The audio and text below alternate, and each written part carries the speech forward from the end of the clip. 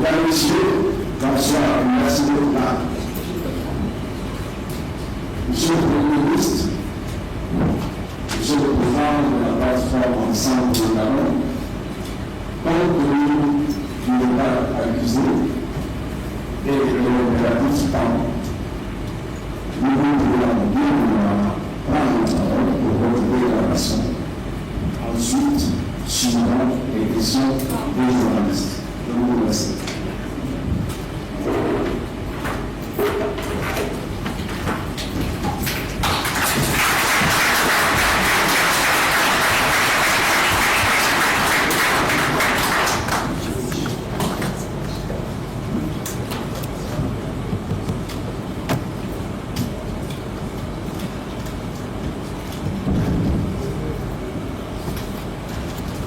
Bien. Mesdames et messieurs, merci de votre présence. Mesdames et messieurs, je parlerai de la situation de notre pays, le Gabon, sans détour, car dans le moment dramatique que nous vivons, moment fait d'espoir déçu et de doute qui s'installe lourdement. Les hommes de cœur doivent voir les choses en face et les dire avec franchise. Chers compatriotes, nous sommes quelques jours après le début de l'année 2025. Et cela fait maintenant 16 mois que la transition, quasi sous couvre-feu, est en place. Mais que retenir depuis le 30 août 2023 et la chute du régime dit ancien? Que retenir sinon que le général président et ses compagnons du CTRI sont loin, très loin d'avoir rempli les engagements pris. À cela, mesdames et messieurs, une seule et unique raison. Le coup d'État qui a été présenté comme un coup de libération n'est rien d'autre qu'une esbrouffe, une entourloupe montée de toutes pièces sur le mode d'un marché de dupes afin de tromper et de mystifier le peuple gabonais. En réalité, il ne pouvait en être autrement. C'est ce que nous enseigne l'histoire, notre histoire. Cela nous permet en réalité de faire le tri entre le bon grain et l'ivraie. En effet, depuis son indépendance octroyée par la France, le 17 août 1960, le Gabon a connu 2 coups d'État que tout différencie, tant par la qualité des auteurs que par les buts poursuivis. Dans le premier cas, intervenu en février 1964, des militaires patriotes et nationalistes avaient pris le pouvoir pour opérer une rupture d'avec le régime du président Léon Mba.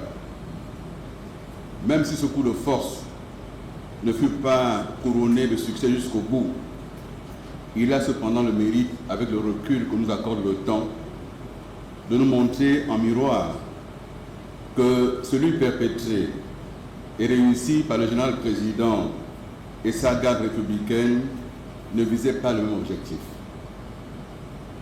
Chers compatriotes, en février 1964, l'opération menée par l'armée gabonaise s'était faite à visage découvert.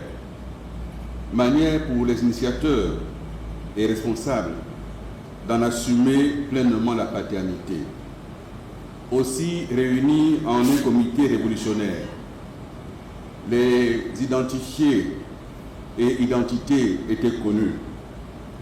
Il n'en est pas de même pour le CTRI, dont les noms et les visages de ses membres sont à ce jour inconnus. Pourquoi un tel mystère, alors que ces derniers prétendent avoir agi au nom du peuple gabonais?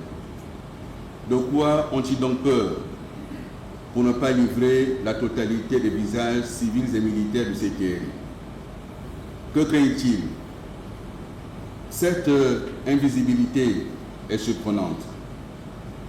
Il apparaît clairement à cet égard que, contrairement à l'heure devancier de 1964, le général président de CTRI prétend avoir agi au nom du peuple gabonais, mais ce peuple n'est en réalité qu'un prétexte. Il sert de faire valoir. Du reste, cela n'est pas étonnant. En effet, le coup d'État du 30 août 2023 l'a été non pas par l'armée gabonaise dans sa totalité, mais par un corps d'armée qui a la particularité de ne pas appartenir au commandement général des forces armées gabonaises.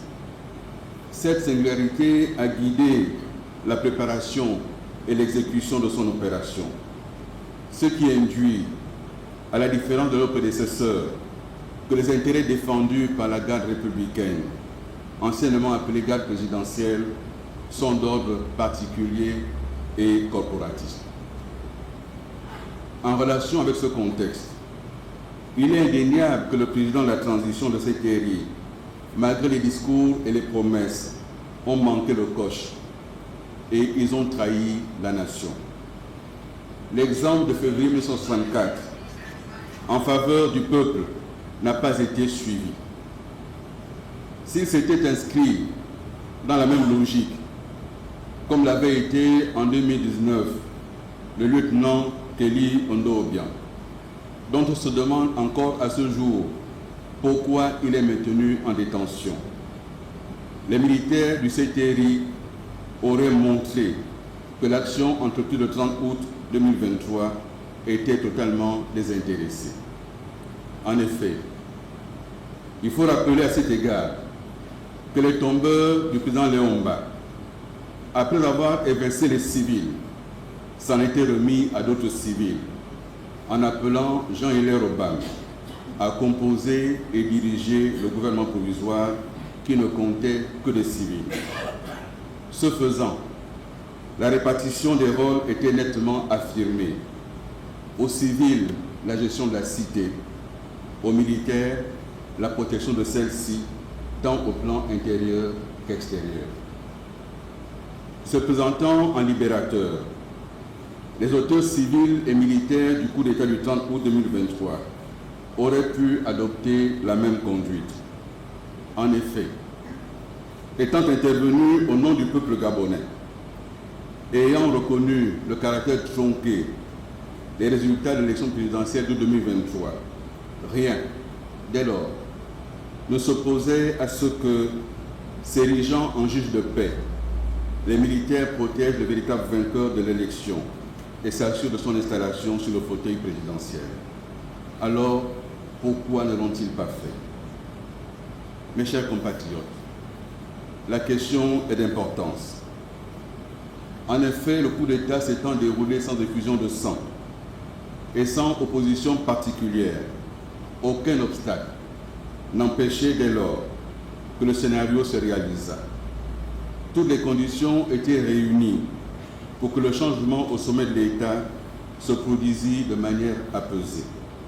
En d'autres termes, et dans ce contexte, l'acte posé le 30 août 2023 aurait dû avoir pour vocation de faire triompher, dans une phase électorale, la pratique de la démocratie.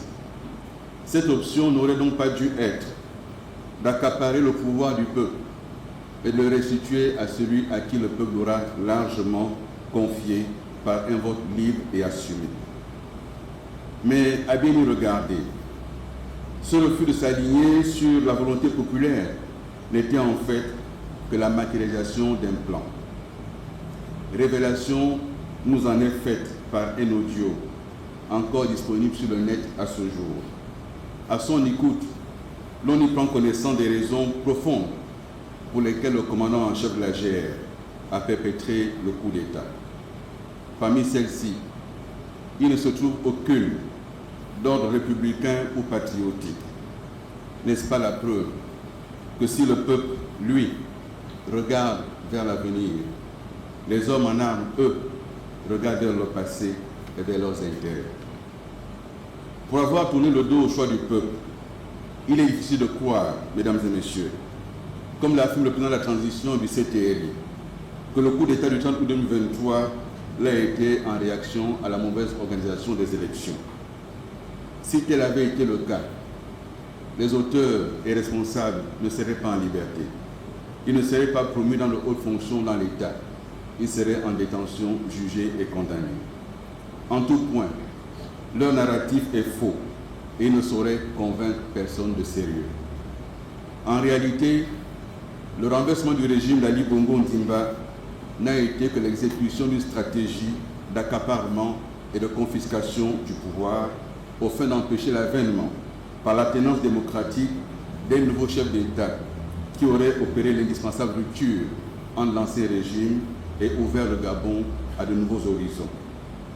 Il faut croire que beaucoup avaient à y perdre, d'où du reste le refus obstiné quant à la mise en place d'une commission vérité, justice et réconciliation par le président du CTRI et toutes les autres institutions qui n'en sont que des supplétifs. Par sa manière d'être et de faire, le général président tente de nous faire prendre des vessies pour des lanternes. Ce faisant, il bafoue notre dignité de peuple. À ce titre, méfiance et défiance se doivent d'être de mise quand ça le concerne. D'autant que pour atteindre ce but, il est prêt à énoncer des contre-vérités.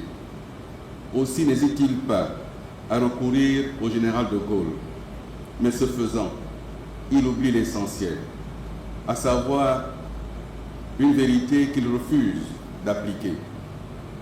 En effet, mesdames et messieurs, il faut savoir que le général président a du mal à se faire à l'idée que la politique, tout comme le métier des armes, s'apprend. Ça ne s'improvise pas. Avoir été le porte-serviette d'un président, fut-il Omar Bongo Ondimba, ne peut exempter de la nécessité d'apprendre. L'apprentissage, ici, est un impératif. En politique, faire ses classes est indispensable, surtout dans des pays en développement. C'est une question de culture et de responsabilité. On ne s'improvise pas au sommet de l'État. On n'apprend pas en étant président. L'apprentissage se fait avant.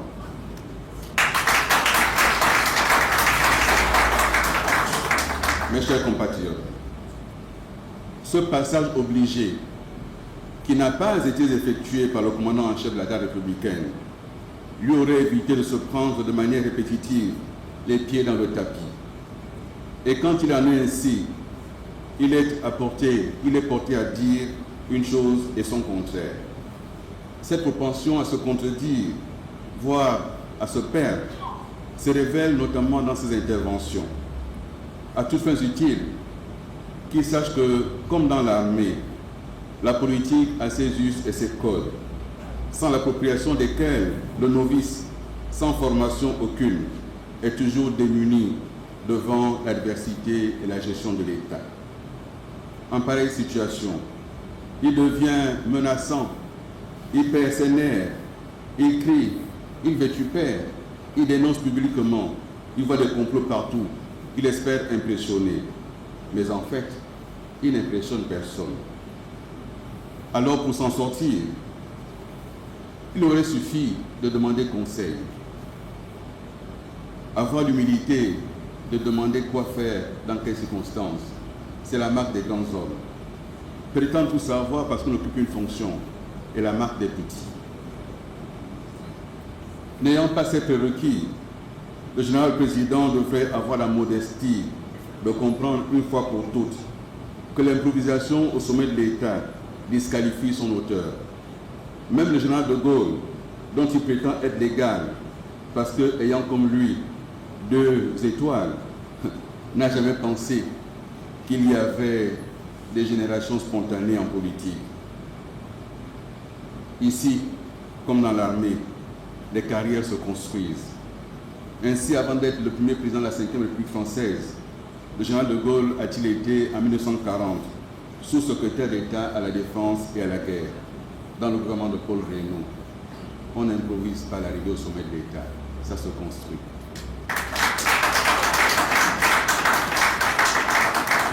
Que ce soit dans l'armée ou en politique, Charles de Gaulle a avancé par étapes, ne confondant point vitesse et précipitation. De ce fait, jamais, il n'a emprunté le chemin du coup d'État. De Gaulle n'a jamais fait de coup d'État, contrairement à son autoproclamé alter ego. Il faut donc laisser reposer le grand homme en paix sur sa terre de Colombey des 2 églises. Son histoire parle pour lui.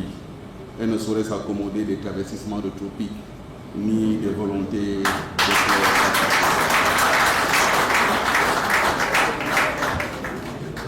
Mes chers compatriotes, il est toujours préférable d'éteindre un incendie tant qu'il est encore au début. C'est une façon d'empêcher que l'incendie se propage et se transforme en brasier incontrôlable. Et le cas du Gabon aujourd'hui ressemble à un début d'incendie sous la houlette du général président Chebou Sétéry. Aucune légitimité populaire, et le voilà en train d'agir en despote. À cet égard, n'est-ce pas lui qui, dans le Haut-Ogooué, avait publiquement humilié un jeune compatriote dont le tort à ses yeux avait été de contester la non-conformité d'un projet? Je dois dire à cet effet qu'étant Premier ministre, chef du gouvernement, j'avais déconseillé au chef de l'État, Bongo Ndimba, à l'époque, de réceptionner ces logements parce que c'est un scandale. Ces logements sont un vrai scandale et les populations de Mwanda ont raison de les refuser. Et d'avoir contraint un jeune publiquement à l'humiliation, cela a clairement démontré à la face du monde vers quoi s'oriente le Sétéry, vers le despotisme, vers la dictature. Et nous dirons non, non et non. Mesdames et messieurs, sur la question des droits de l'homme, jamais notre pays n'a été aussi exposé aux humiliations, aux vexations, aux traitements humiliants. Des syndicalistes ont été tondus publiquement, des populations ont été humiliées publiquement, les cheveux coupés, le paroxysme ayant été atteint il y a quelques jours avec la mort par torture des jeunes compatriotes. Et comme du cynisme, il y a un simulacre d'hommage de la nation. C'est d'un cynisme aggravé. Lorsqu'on sait par ailleurs que le général président s'est déplacé en personne dans la maison du défunt, expliquer aux populations et aux parents les méthodes de torture. En bon connaisseur qu'il est, il leur a dit comment ça a pu se passer. Il a parlé du pont, il leur a parlé de cela. C'est aller parler de la corde dans une maison de pendu. Lorsqu'on respecte l'humain, on ne fait pas cela. Voici que nous avons à la tête de l'État, incapable de respecter le deuil d'une famille et d'affirmer à la face du monde de quelle manière il torture les gens. Et à l'heure où nous parlons, les tortures se font dans les geôles du Gabon. Et c'est un fait. Mais la torture, mesdames et messieurs, le Gabon a ratifié tous les instruments. C'est un crime contre l'humanité. Va-t-on avoir à la tête de l'État un criminel contre l'humanité? C'est une question fondamentale. Est-ce que c'est ce Gabon que nous voulons? Est-ce que c'est cela l'essor vers la félicité, mesdames et messieurs? Le président de la transition se veut démocrate. C'est sa liberté, c'est son droit. Mais encore faudrait-il qu'il accepte des principes simples qu'exige ce statut. Il devra comprendre qu'il ne saurait exister en démocratie des relations de domination ou de soumission entre gouvernants et gouvernés. En démocratie, le pouvoir appartient au peuple. C'est le peuple qui est le souverain. Ce n'est pas celui qui détient le pouvoir suprême qui est le souverain. Il n'est que le premier des employés du peuple souverain. Autrement dit, qu'il sache que la gouvernance militaire dans les casernes est une chose, la gestion de l'État avec des civils est autre chose. Personne ne se mettra debout les deux doigts sur la couture du pantalon. Nul n'abandonnera ses droits, et en tout cas pas nous, ensemble pour le Gabon.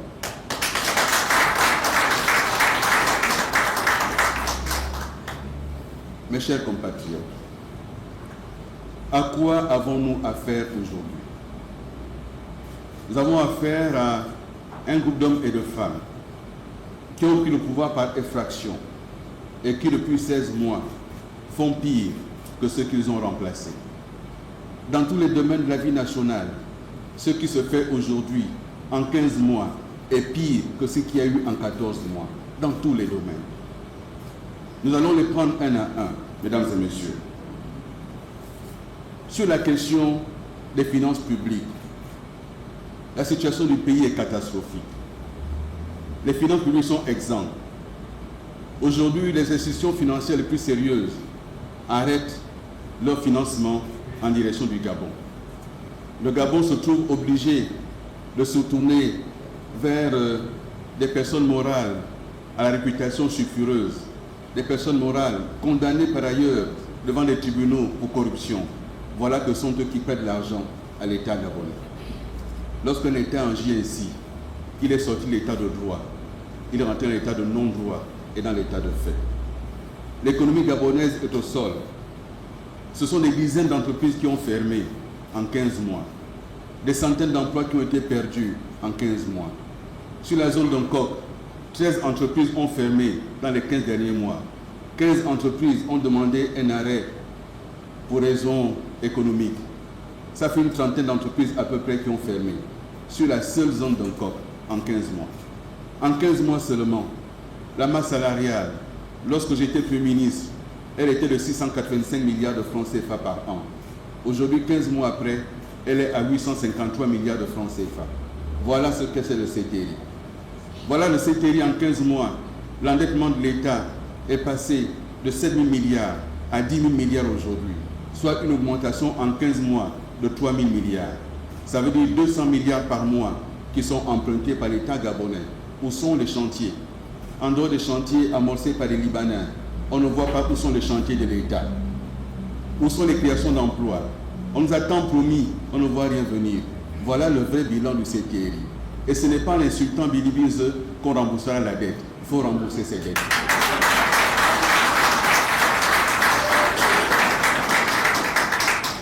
C'est là.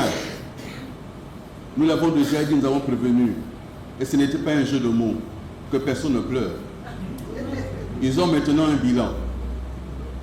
Hier, nous étions, nous, les hommes du passé. Aujourd'hui, ils sont les hommes du passif. Lorsqu'on parle d'une équipe gouvernementale, on dit que c'est un orchestre. Il s'agit de quel orchestre aujourd'hui? Ce n'est pas un orchestre philharmonique. Ce n'est pas un orchestre symbolique, symphonique. Il s'agit d'un orchestre de casseroles. Ce gouvernement enchaîne des casseroles. C'est tous les jours un scandale. Scandale dans les régies financières, scandale dans les sociétés de l'État, scandale au FGS, scandale au gouvernement même, où des dizaines de voitures sont détournées par un ministre, au vu au-dessus de tous, et il siège en conseil des ministres le lendemain. C'est un scandale. Scandale d'entendre des ministres à la commission de lutte contre l'enrichissement illicite, et ils sont encore au gouvernement. Et ils doivent négocier avec les bailleurs de fonds. C'est un scandale. Mais ça, mesdames et messieurs, jamais notre pays ne l'avait vécu. Jamais notre pays l'avait vécu. Nous avions pensé que les militaires se montraient rigoureux, mais en 15 mois seulement, ils sont en VX. En 15 mois seulement, les uniformes sont serrés au corps. C'est ça la réalité.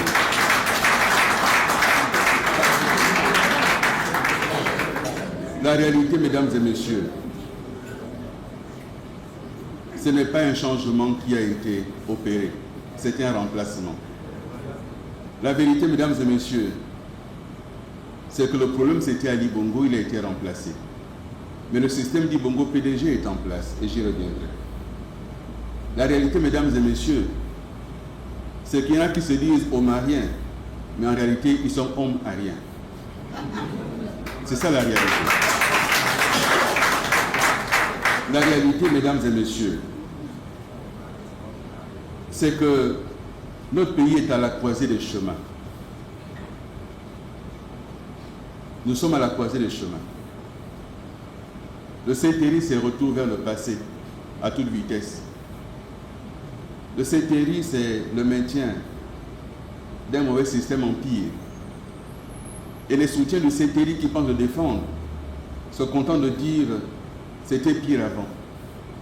On donne donc aux Gabonais le seul choix entre le pire d'aujourd'hui et le pire d'hier. Mais le meilleur existe. Et ensemble, le Gabon entend proposer avec d'autres la voie vers le meilleur pour notre pays. J'y reviendrai. Mes chers compatriotes, il y a quelques jours, mais est-ce que ça aurait pu surprendre, le Parlement de transition et de trahison a adopté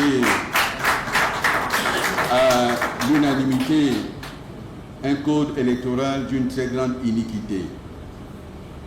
Ce code électoral, alors qu'Ensemble pour le Gabon et d'autres forces de notre pays avaient fait parvenir des propositions demandant l'exclusion totale du ministère de l'Intérieur dans la gestion des élections.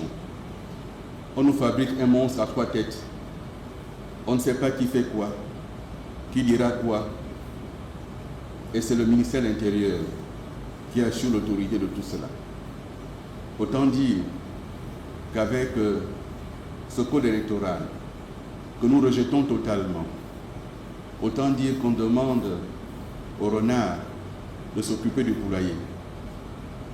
Le ministère de l'Intérieur, le même Conseil des ministres qui a annoncé la date des élections, a renouvelé les personnels de commandement.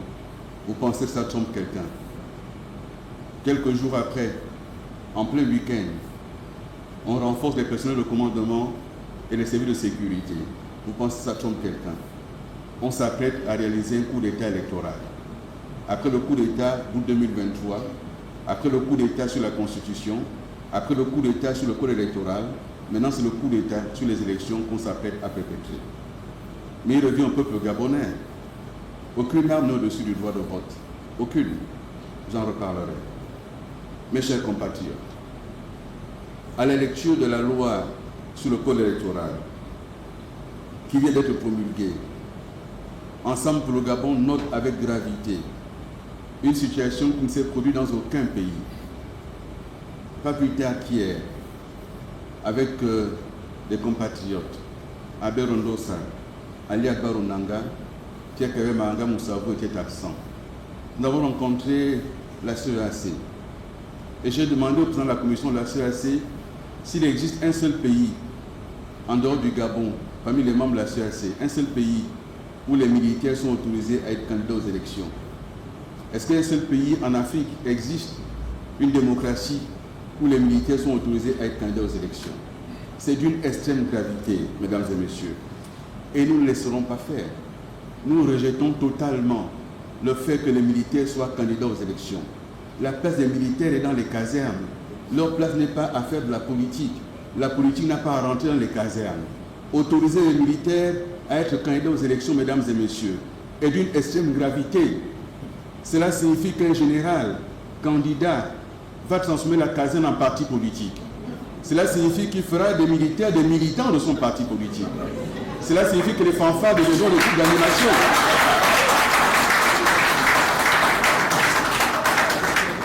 Et imaginons, chers frères, lorsqu'on conçoit un texte, je l'ai déjà dit, on le conçoit dans un esprit, mais attention, il y a toujours l'envers de l'esprit. Il faut imaginer que demain, 2, 3 généraux soient candidats à la même élection. Que va-t-il se produire? Le commandant en chef est candidat, le commandant en chef de la GR est candidat, il a la force de frappe de la GR. Le chef de l'état-major des Bérets Rouges est candidat, il a cette force de frappe. Le commandant en chef de la gendarmerie est candidat. Il se passe quoi dans les casernes? Et que se passe-t-il dans le pays? Je pose la question parce que ce n'est pas de la politique fiction. Actuellement au Soudan, 2 généraux puissamment armés s'affrontent. Des milliers de morts, des millions de déplacés. Des pays d'Afrique centrale et de la CEC sont concernés. Le Tchad est menacé par des millions de déplacés. On ne peut pas jouer avec le feu. Omar Bongo Ondimba, qui connaissait bien le Gabon, qui connaissait bien ce pays, et qui lui-même était militaire, il disait « Les militaires n'ont rien à faire en politique. La place des militaires n'est pas la politique. Celui qui prétend être un disciple de Omar Bongo Ondimba devrait tenir compte de cela. C'est un avertissement d'outre-tombe, cette voix de Omar Bongo Ondimba qu'on entend. Les militaires n'ont rien à faire dans la politique. Il faut qu'ils retournent dans le savoir. » Et à ce stade, Ensemble pour le Gabon interpelle à nouveau la communauté internationale. Vous ne pouvez pas accepter au Gabon ce que vous refusez ailleurs. Vous ne pouvez pas faire du Gabon un laboratoire pour accepter des dictatures militaires déguisées. Nous ne pouvons pas l'accepter. Mesdames et messieurs, les magistrats, dans leur cahier de charge, n'ont jamais demandé à faire de la politique. Ils ont un statut particulier et ils savent qu'un magistrat qui veut faire la politique fait une mise en disponibilité et il fait la politique. Ils ont demandé plus de moyens pour agir dans les tribunaux. Ils ont demandé plus d'indépendance pour rendre la justice librement, dignement, au nom du peuple gabonais. Ils n'ont jamais demandé à faire la politique. On veut mettre les magistrats dedans pour ne pas dire qu'il n'y a que les militaires qui sont concernés.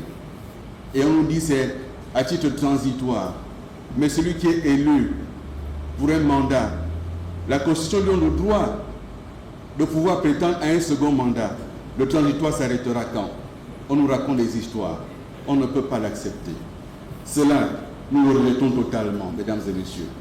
Sur le temps, puisque nous le savons, depuis 1993, les crises post-électorales n'ont jamais opposé des bandes de civils armés. Cela a toujours été l'armée d'un côté, les civils de l'autre. Mais en cas de crise électorale, lorsque des généraux s'affrontent, il se passera quoi? Ils sortiront les canons, ils seront dans la rue, on plonge dans la guerre. Comment un militaire peut oser faire cela juste parce qu'il veut s'incruster au pouvoir, juste parce qu'il veut violer sa parole? Et on entend les Gabonais dire, il faut qu'il soit candidat. Mais si vous autorisez quelqu'un à violer sa parole aujourd'hui, mais qu'en sera-t-il demain? À cet égard, l'histoire nous enseigne. Un écrivain gabonais que je ne citerai pas, Éric Joël Bekale, dans un de ses ouvrages, nous rappelait que le problème des dictatures, c'est qu'ils ne connaissent pas l'histoire, parce qu'ils ne lisent pas les livres d'histoire, ils ne suivent pas l'actualité. Si cet apprenti dictateur connaissait l'histoire, il saurait ce qui s'est passé dans les années 30 en Europe. Un homme politique britannique, Winston Churchill, a passé des années à mettre les Britanniques et l'Europe en garde contre le danger que représentaient Hitler et le nazisme. Je ne compare pas le CTI au nazisme, ce n'est pas le sujet. Le sujet, il est simple. Lorsque quelqu'un demande à conquérir le pouvoir, il y a une attitude. Mais si nous, Gabonais, nous acceptons aujourd'hui que quelqu'un viole sa parole, ouvertement, publiquement, que demain on ne se pose pas la question, parce qu'il tombera sur le pays une chape de plomb. Il tombera sur le pays une chape de plomb. Et c'est clair que nous n'aurons plus le choix qu'entre trois choses: la soumission, la mort ou l'exil. Mais la résistance du peuple gabonais doit pouvoir se mettre debout. Mais c'est dès à présent. Ce n'est pas demain, ce n'est pas après-demain. Mesdames et messieurs, les militaires et les magistrats n'ont rien à faire dans la politique. Et je le dis très clairement, nous rejetons cela. Nous le rejetons parce que on ne peut pas se servir des armes du peuple contre le peuple. Nous devons choisir, mesdames et messieurs, choisir de ne pas subir, choisir de contester, choisir de résister. Le 12 avril, pour l'élection présidentielle, c'est un autre mini-coup d'État. L'État gabonais a dit aux bailleurs de fonds le retour à l'ordre constitutionnel et les élections, c'est au mois d'août 2025. Le plan de la transition est allé voir les chefs d'État de la CEAC et il leur a décliné un chronogramme avec une élection prévue au mois d'août 2025. Pourquoi anticiper cela? Pourquoi avoir dit une chose à des chefs d'État et ne pas pouvoir tenir cela? Ce qu'il fait ici, en disant une chose et son contraire, il le fait même là-bas, là où il y a les grands. il dit une chose et il fait le contraire. Le 12 avril, en pleine année scolaire, le calendrier scolaire a été publié par ce gouvernement et il n'a pas prévu d'interruption au mois d'avril. Mais lorsqu'on dit que l'élection a lieu au mois d'avril, cela veut dire que dès le mois de mars, plus personne ne travaille. Ça veut dire que dès le mois de mars, les enseignants sont en campagne. Tout le monde est en campagne, c'en est fini de l'école. Et s'il y a contentieux après les élections, mais on parle du 12 avril, voyez-vous, dans la précipitation, dans la volonté de tricher, dans l'amateurisme, ils ont publié un décret qui est nul et de nul effet. Le Gabon, c'est maintenant une élection à 2 tours. Lorsqu'on convoque le collège électoral, on le convoque pour les 2 tours. On fixe la date du premier tour et la date du deuxième tour. Même ça, ils ne savent pas le faire.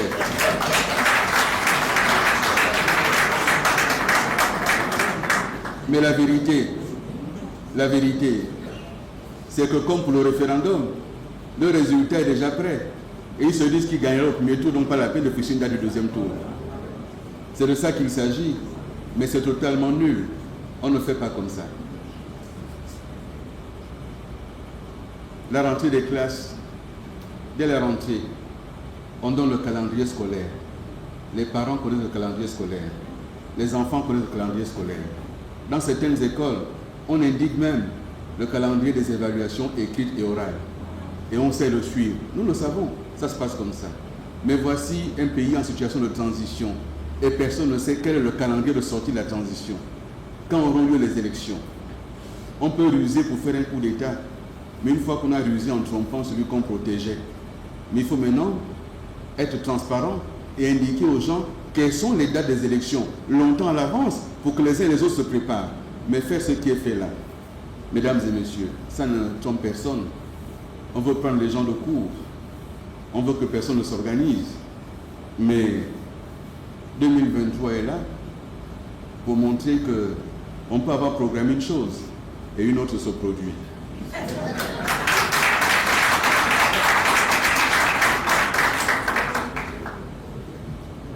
Je sais, mesdames et messieurs, qu'à l'heure où je m'exprime, vous qui êtes ici présents, vous les médias et ceux qui nous regardent en direct, n'ont qu'une seule question qui taraude les esprits. Bili Benzo va-t-il y aller? C'est pour ça que vous êtes là.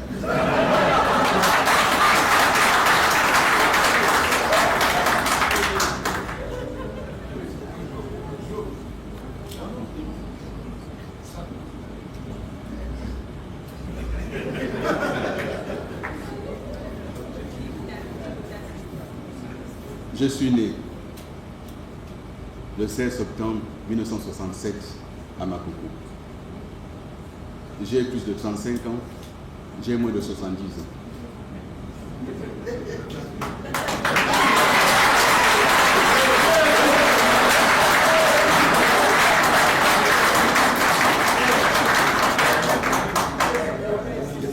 Je suis Gabonais, de père et de mère.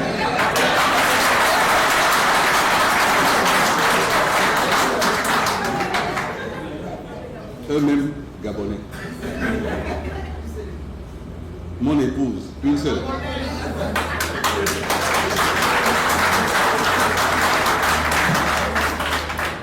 Elle est gabonaise, de père et de mère, eux-mêmes Gabonais. Et puisque certaines absurdités de la Constitution nous disent par ailleurs qu'il faudra parler une langue, ah ben je parle fan.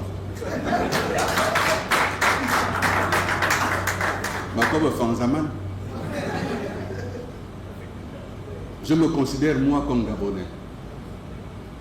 Mais la constitution du CTRI nous dit qu'avant d'être Gabonais, on est d'abord de notre ethnie.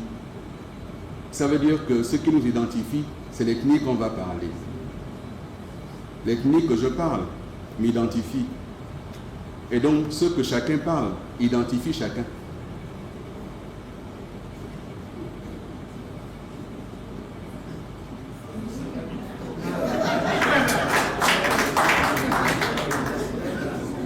Je parle franc, je suis franc. Celui qui ne parle pas franc n'est pas franc.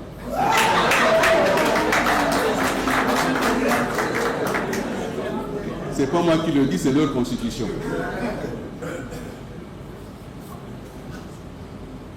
Mon parcours politique. J'ai démissionné du Parti démocratique gabonais le 19 novembre 2024. Au 12 avril, ça fera plus de 4 mois. Et je ne suis donc pas concerné par l'élimination du fait d'avoir quitté tardivement le parti.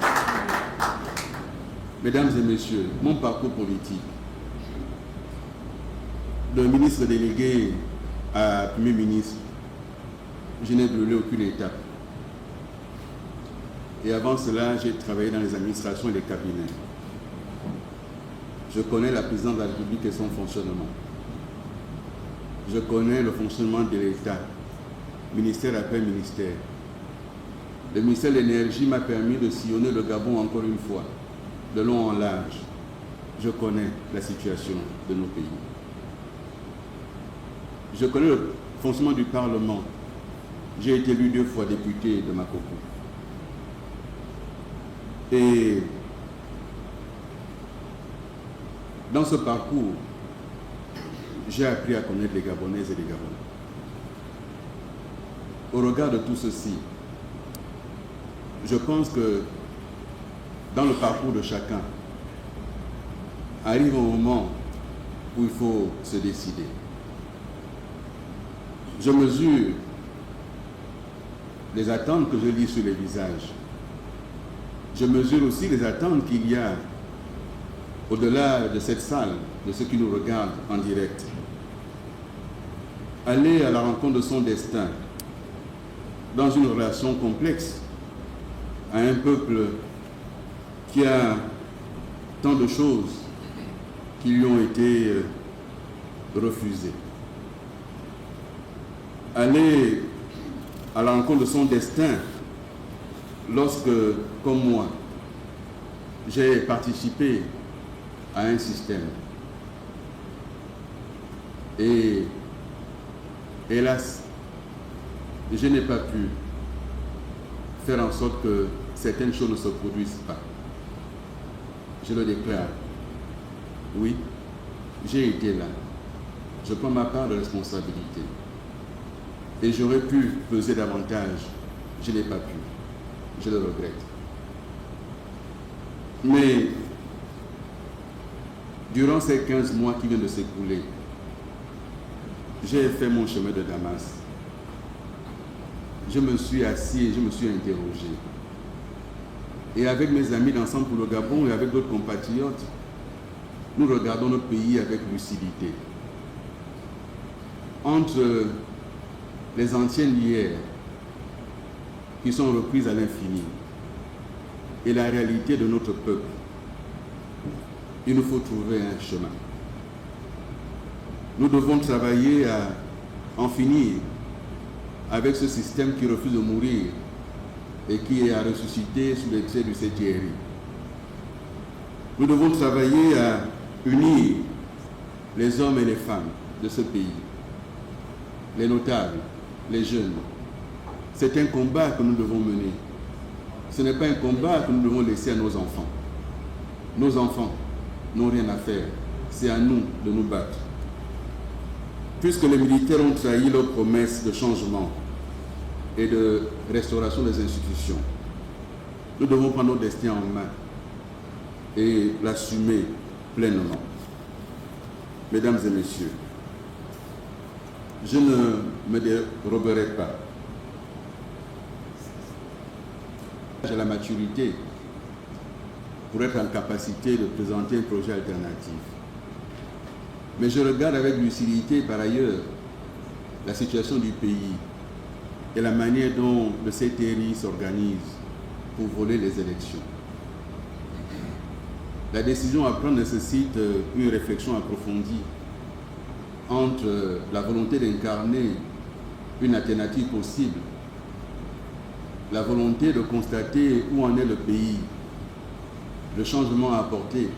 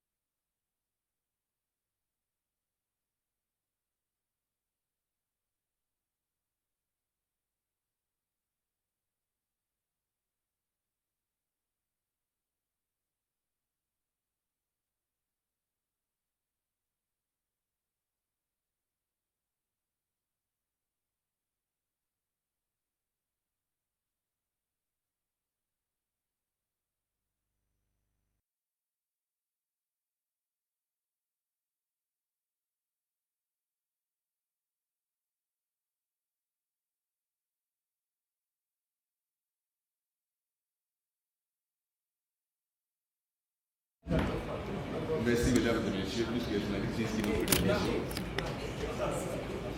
Pardon?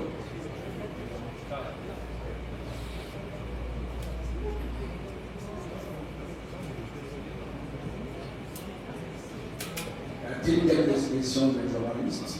Oui. Voilà.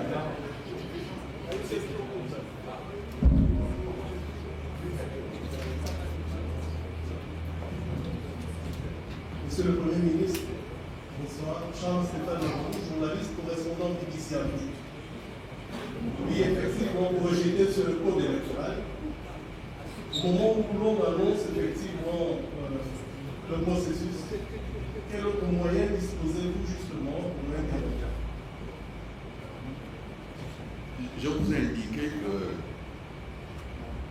la stratégie du coup d'État permanent et du fait accompli adopté par le CTRI à ses limites. Je sais, j'entends les compatriotes me dire mais oui, c'est déjà joué d'avance. Et on me dit mais est-ce que tu n'as pas vu comment ça s'est fait au référendum? Mais parlons du référendum. 71% de taux d'abstention. C'est ça la réalité du référendum. Ça veut dire quoi? Ça veut dire que tout ce qui se fait là est illégitime. Vous avez d'abord un parlement illégitime. Je l'ai dit, transition, trahison. Ils ont adopté un code électoral au garde à vous. Il n'y a aucune légitimité à ça. J'entends des gens qui défendent ce code électoral en disant c'est une grande avancée. C'est une avancée significative. C'est le meilleur code qui ait jamais existé, j'entends ça. Mais les mêmes disaient la même chose du précédent code. Vous me dites quelle autre action allez-vous entreprendre?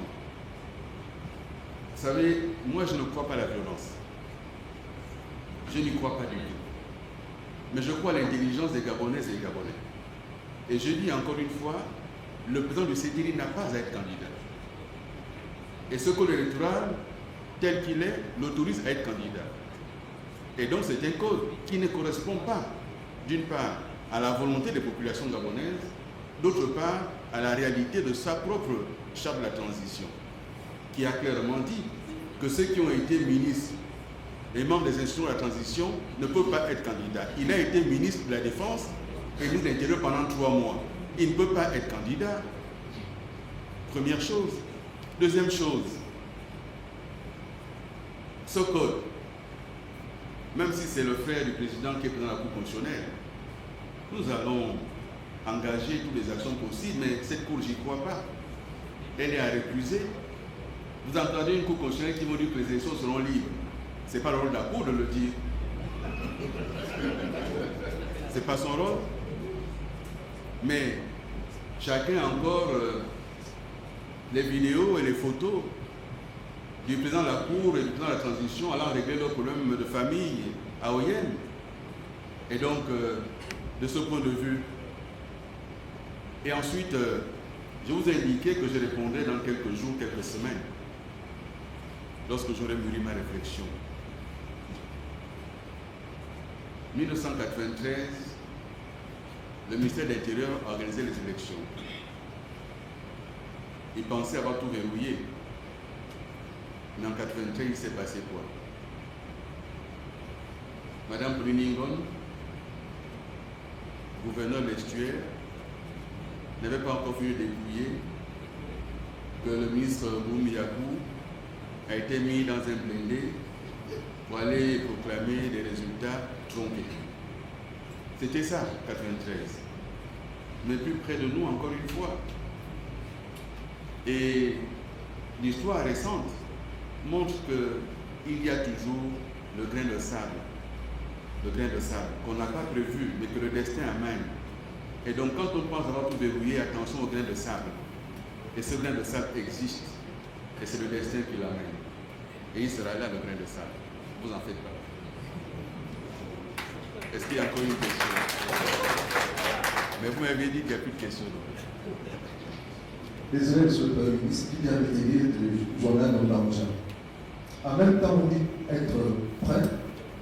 En même temps, vous faites un constat alarmant concernant la liste électorale, concernant le code électoral, concernant l'arrivée des militaires en politique.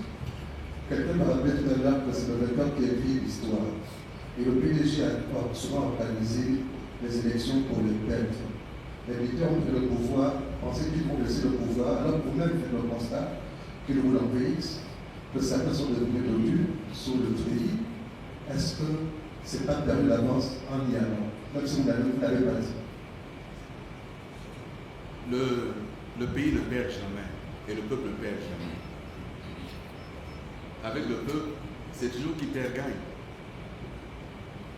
Et ça dure le temps que ça dure. Le peuple finit toujours par gagner. Et moi je vous le dis, la vérité de cela, c'est que le CTRI est une usurpation. Et ce qui est une usurpation ne prospère pas. C'est une usurpation. Et je vous dis, encore une fois, moi je suis prêt. Vous me demandez, oui, mais les règles du jeu. Oui, mais une équipe, elle est prête. Après, il y a la compétition. Ces règles du jeu-là, elles sont ce qu'elles sont. Mais ces règles du jeu-là, elles peuvent changer. Elles peuvent changer. Et je vous dis, je vous le dis, ces règles du jeu ne peuvent pas rester ça.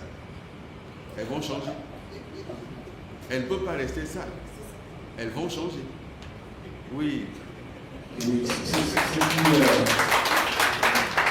qui renforce ma question, monsieur le Premier ministre. Bonjour, Stéphane Puyé, la Télémobile. Même si selon vous, le code électoral proposé par le CTRI donne la possibilité au président actuel, le président de la transition, de se présenter et de se porter candidat, sa candidature n'est pas encore officialisée.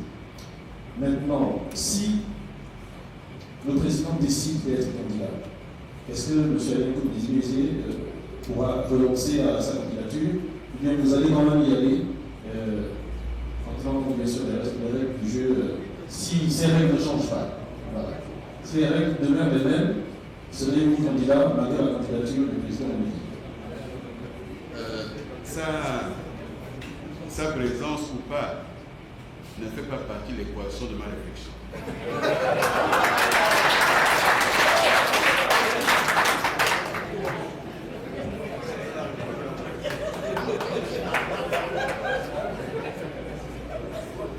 Vous voulez renforcer la question?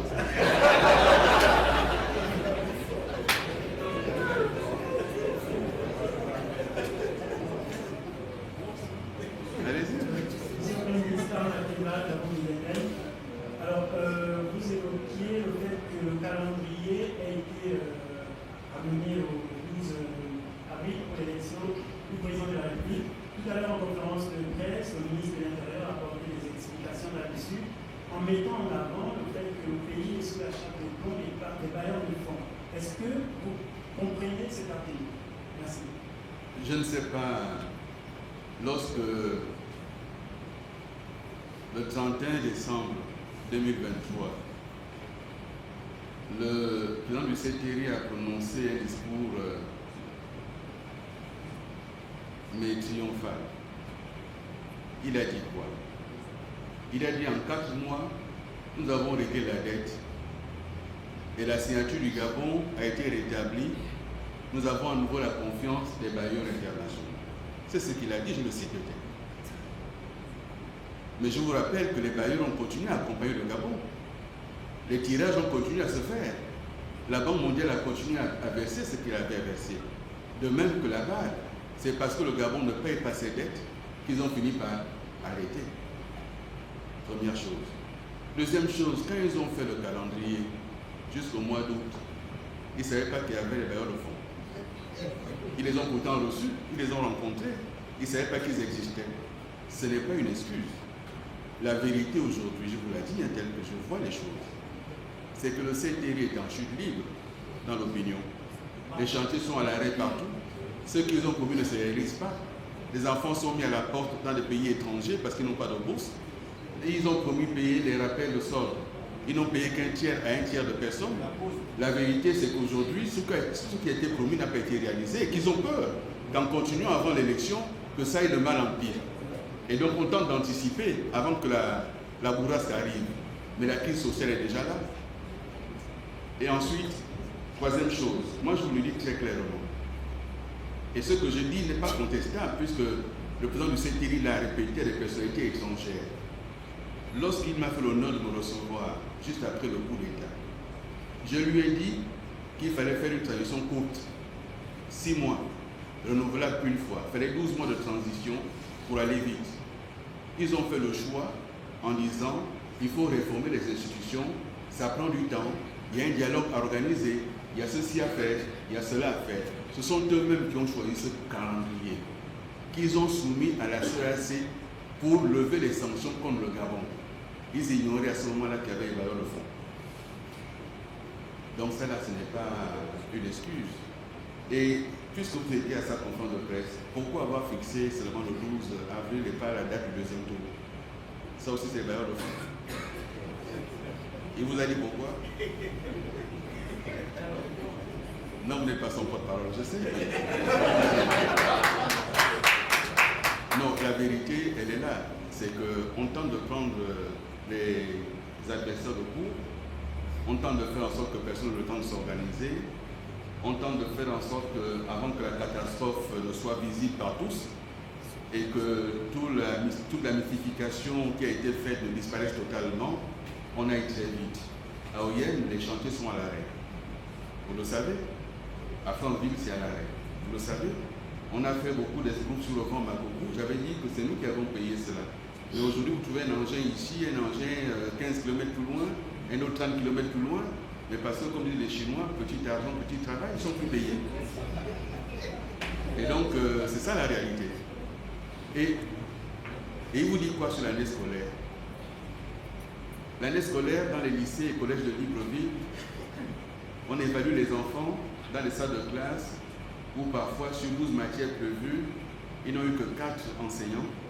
Et on a des bulletins avec non évalués, non évalués, non évalués. 8 matières non évaluées sur 12, on donne un bulletin à un enfant. Et avec ça, on fait les élections en pleine année scolaire. Depuis 1993, toutes les élections au Gabon ont lieu au mois d'août. Pourquoi? Parce que avril, c'est la saison des pluies. Pourquoi? Parce qu'il faut que les gens travaillent, il faut que les enfants aillent à l'école, mais parce qu'ils veulent le pouvoir. Ils sont prêts à perturber l'année scolaire. Ça ne leur dit rien du tout, la vie des petits Gabonais. Parce qu'ils veulent leur pouvoir. Et ça, nous disons non, ce n'est pas acceptable. Après, vous avez raison. On me dit souvent, mais face aux armes, vous pouvez faire quoi? C'est une grande question. Effectivement, personne n'a envie d'aller se suicider. Personne. Mais je vous rappelle que l'une des raisons pour lesquelles la communauté internationale a regardé avec bienveillance le coup d'État militaire au Gabon, c'est qu'ils ont eux-mêmes dit qu'ils l'ont fait sans effusion de sang. Donc là, maintenant, ils vont se maintenir par les effusions de sang. Est-ce que la CPI a disparu? Ils ont dit qu'ils ne pouvaient pas tirer parce qu'ils ne voulaient pas aller à la CPI. C'est ce qu'ils ont dit. Est-ce que la CPI a disparu? On a révisé le traité de Rome. Le Gabon est sorti du traité de Rome. Non. Et moi, j'ai dit aux Gabonaises et aux Gabonais, c'est l'homme qui a peur.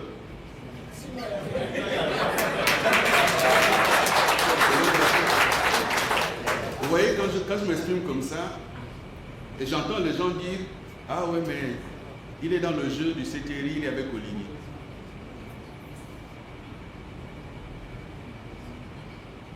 On me connaît si mal que ça. J'ai toujours assumé mes choix politiques. Si j'avais voulu travailler avec le CTRI, je l'aurais fait. Mais je ne travaillerai pas avec le CTRI. Et je n'ai rien à voir avec Oligny.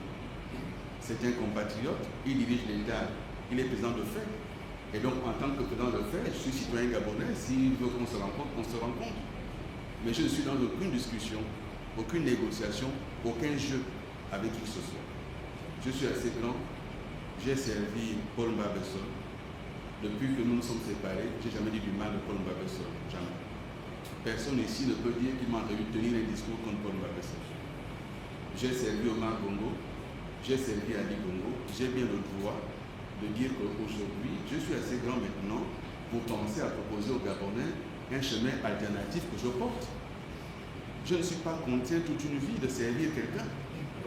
S'il y en a qui en ont fait un destin, c'est leur choix.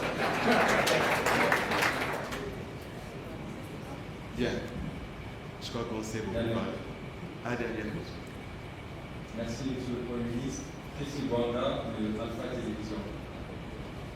Dans votre allocution, vous vous êtes décrit comme Gabonais de père et de mère, marié à une femme gabonaise, de père et de mère. Cela fait partie de quelques critères que l'on demande aux candidats pour les élections présidentielles à venir. Vous avez aussi dit que vous étiez prêt, mais ensuite vous avez dit qu'on peut prévoir quelque chose et quelque chose d'autre se produit. C'est vrai que vous avez prévu de ne pas nous donner votre position aujourd'hui. Nous souhaitons que quelque chose d'autre se produise en nous disant ceci. Je pose la question, est-ce que vous serez candidat à l'élection présidentielle?